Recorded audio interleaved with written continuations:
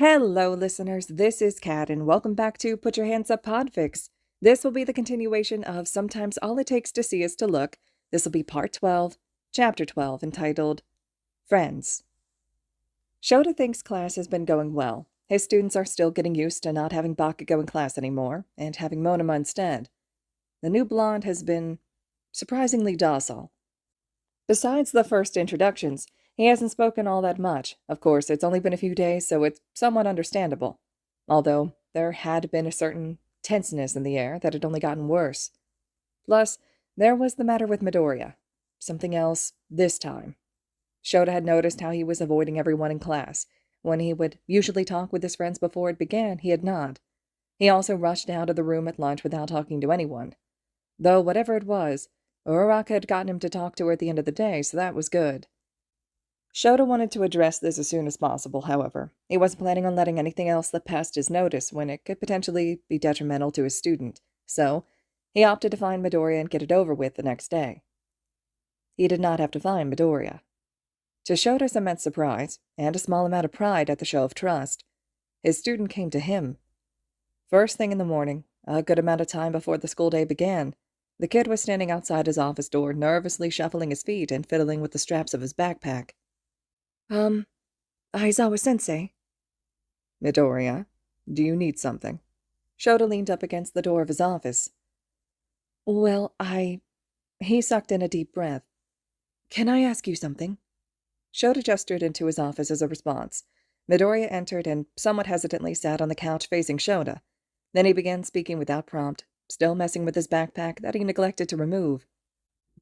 So, Monoma made a comment about why Kachan got moved to a different class, and I assume he was told it was because of bullying, because that's what he mentioned, and some of my classmates may have figured out that he bullied me. And they won't stop trying to ask me about it, and I don't know what to tell them, or if I ever want to tell them, but they're not giving me much of a choice, and... Shouta put a grounding hand on his shoulder, halting the flow of words. Kid, you don't have to tell them anything. Shouta removed his hand, crossing his arms instead with a furrow to his brows. What exactly did Monoma say? Well, Midoriya fidgeted with his hands. He said he doesn't want to associate with the friend of a bully. Shouta could feel a pang of irritation score through him. Nezu probably should have advised discretion when he explained the reasoning for Monoma's transfer.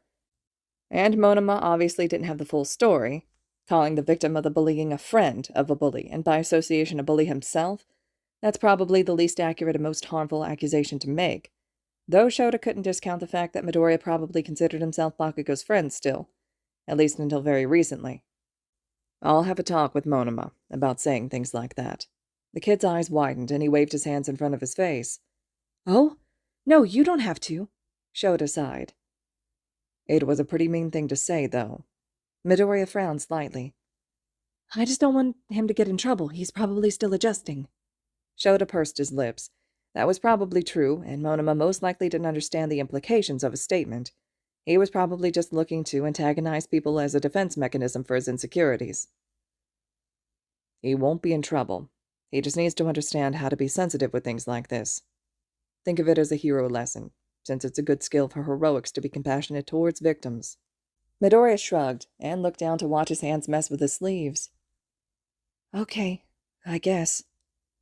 And about your classmates. Midoriya looked up. It's your choice. Tell them everything, or nothing at all. If they're trying to force you, I can tell them to stop. He leaned back. Or, if you want, I can make an announcement about what you're okay with them knowing, and ask them not to bring it up unless you talk about it first. Really? Yeah, it's no problem, kid. Shouta crossed his arms. You deserve privacy, and it's not really any of their business, is it? Well, they're my friends, and they probably are just concerned. But that doesn't mean you're obliged to involve them. Shouta leaned forward a bit. So what do you want to do? I think I want them to know a little, at least the people I'm close to. Midoriya sat up straighter. But not everything, just enough so they understand it's personal. But I don't want them to hate Kachan for it or anything. He trailed off. Do you feel okay with telling them, or do you want me to make an announcement before class? You can specify exactly what you want them to know, if that would make it easier. Okay, well, they already know Kachan bullied me. Midoriya bites his lip. I basically confirmed it to Kirishima. I think they're just confused about what exactly that means. Shouta pursed his lips in thought. He supposes that makes sense. His classmates likely don't understand exactly what's happening. So, you want to tell them why? Not exactly. He wrung his hands together. Are you worried about telling them you were a late bloomer? Shouta asked, to which Midoriya flinched minutely. That's really to be expected, since he'd been bullied relentlessly for it in the past. It makes sense for him to worry about his new classmates knowing. I've told some of them I got my quirk late. I just never specified when, so, some of them might have put two and two together already.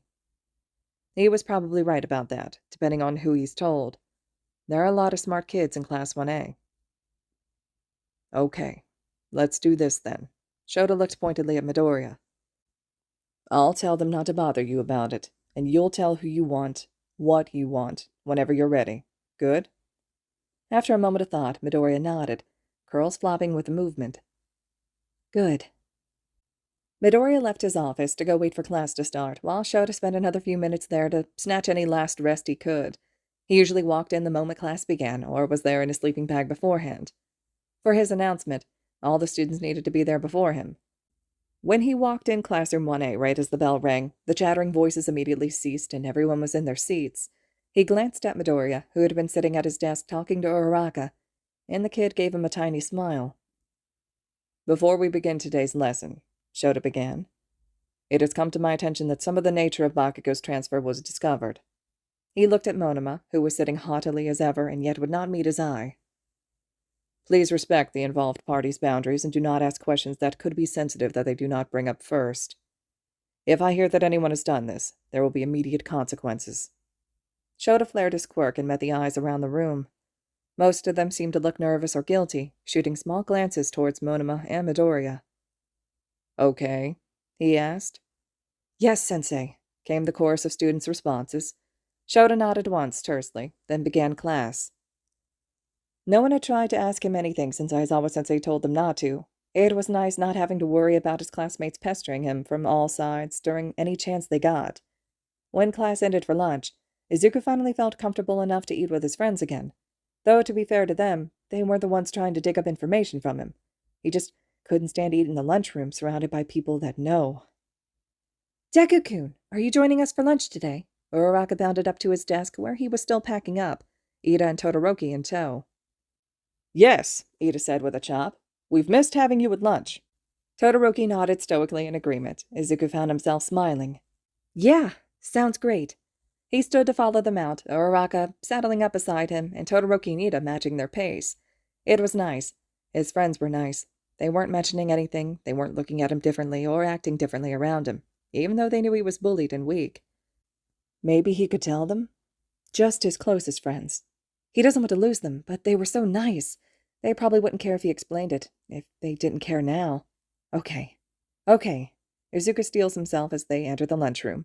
Uraraka and Ida chatting amicably next to him, and Todoroki standing in silent companionship on his other side. He could do this. Once they sat at their usual table, food splayed in front of them, Uraraka poked him lightly on the cheek. Deku!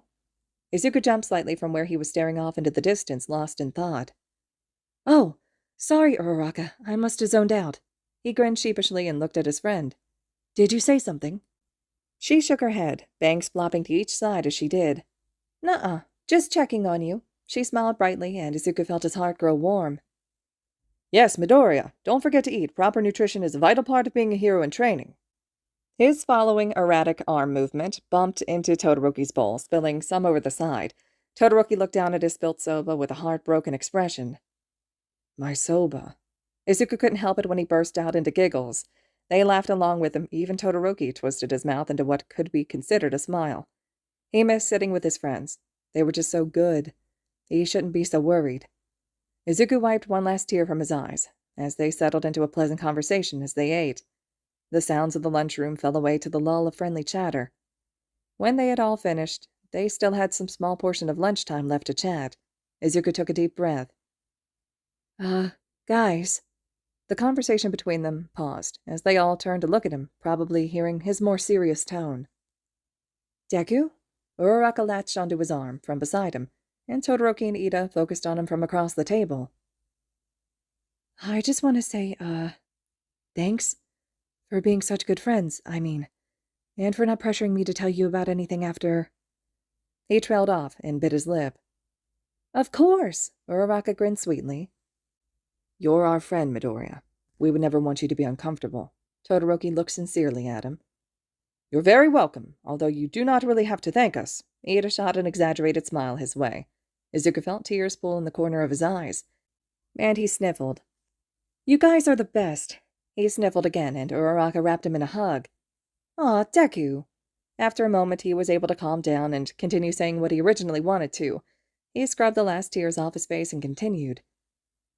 I just wanted you to know that. And I wanted to tell you what actually happened, if you have questions. His friends glanced between each other, knowing immediately what he was alluding to. Are you sure? Ida asked, not unkindly. We do not want to force you. Izuku shook his head. No, I want to. You guys are my best friends, and I trust you. He smiled warmly at them. If you're sure... Uraraka trailed off, and it was Todoroki who asked the first question.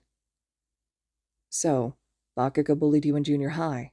He spoke in his usual monotone, but Izuku could tell there was a certain weight to his voice, hanging slightly heavy with accusation. Yeah. Well, he started before that, but it got worse then. Uraraka scowled, pouting a little as she did. That jerk! You didn't deserve that! Why would he do that? It is very unbecoming of a hero. Ida looked frustrated, before Izuku could reply to either of them, his heart filling with joy because they didn't think he was weak. Todoroki spoke up again. Does it have something to do with your quirk manifestation? Izuku tensed a little, his heart sinking a bit, and worried his bottom lip between his teeth. This was the part he was most nervous about, his quirklessness. He definitely couldn't tell them about All Might and One for All, but they already knew the gist of his late bloomer status. Yeah, I got my quirk late, which I've mentioned before, but, I got it really late. Like no one thought I would get one at all. So, you mean... I was, officially diagnosed as quirkless when I was 5, and I got my quirk during the entrance exam. Wait! This entrance exam? Uraraka squeaked from his side. Izuku chuckled awkwardly. Yes? It's no wonder you couldn't control your quirk at the beginning of the year, Todoroki said nonchalantly. Izuku felt his face heat with embarrassment. Hey, I'm doing a lot better now. Indeed, your late manifestation makes your progress all the more commendable, Ida smiled gently. Truly inspiring. He felt his face get even hotter, this time with a mix of embarrassment and joy. Yeah, you're awesome, Deku. Uraraka beamed at him, and Izuku felt like he was going to burst with happiness. Uraraka laughed suddenly. You're crying again, silly. Izuku pressed the heel of his palms into his eyes, to try to stem the flow, and to hide his embarrassedly flushed face. They're happy tears, I promise. The bell rang for lunch to end, as he finally got his crying under control. Really, he was such a crybaby. They all stood, but before they could walk back to class, he was yanked into a group hug. Even Todoroki got roped in. Thanks for trusting us, Deku. Uraraka smiled into his side. Yeah, his friends were the best. All right, listeners, this concludes Chapter 12 of Sometimes All It Takes to See Is to Look. Chapter 13 will be up next. I hope you all are still enjoying this one. Just a few more chapters to go, and as always, thank you so much for listening.